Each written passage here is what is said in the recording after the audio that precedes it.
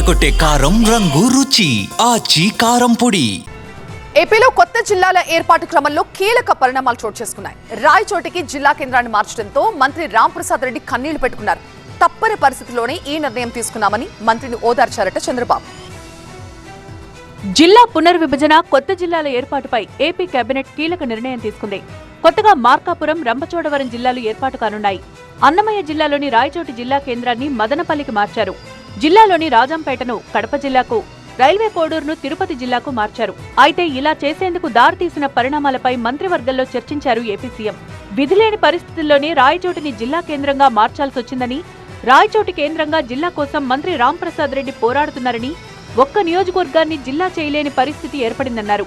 రాజంపేట వాసులు కడపను కోరుకుంటున్నారని, రైల్వే కోడూరు వాసులు తిరుపతి కోరుకుంటున్నారని సీఎం అన్నారు. రాయచోటి మార్పు తప్పట్లేదన్నారు. Madanapalle headquarters, but it is Annamayya jilla at Madanapalle. A MLA కావచ్చు, ఏ మంత్రి కావచ్చు, వాళ్ళ హెడ్ క్వార్టర్ పోయేదని బాధాకరమైన విషయం. గౌరవ ముఖ్యమంత్రి గారు చాలా డిస్కస్ చేసి, చాలా కన్సర్న్తో అక్కడ ఉన్నటువంటి అందరితో కూడా చర్చించి, ఎందుకంటే ఎవరు ఉండట్లేదు కాబట్టి, రాజంపేట వాళ్ళు మేము ఉండము, మేము అసేమిరాని గొడవ చేస్తున్నారు, రైల్వే కొడుకు గొడవ చేస్తున్నారు కాబట్టి తప్పనిసరి అందరితో చర్చించిన తర్వాత ఇలాంటి డ్రాస్టిక్ డెసిషన్ తీసుకోవడం. రాంప్రసాద్ రెడ్డి గారు చాలా బాధపడుతూ ఉన్నారు, వారు అడుగుతూ ఉన్నారు. రాయచోటి జిల్లా కేంద్రం కొనసాగించాలని ప్రభుత్వాన్ని కోరుతూ వచ్చిన మంత్రి రాంప్రసాద్ రెడ్డి తన ప్రయత్నాలు ఫలించకపోవడంతో తీవ్ర నిరాశకు గురయ్యారు.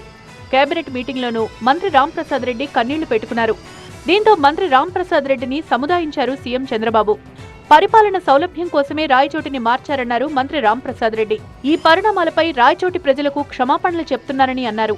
ఏడాదిలోగా అభివృద్ధి చేసి చూపిస్తానని తెలిపారు.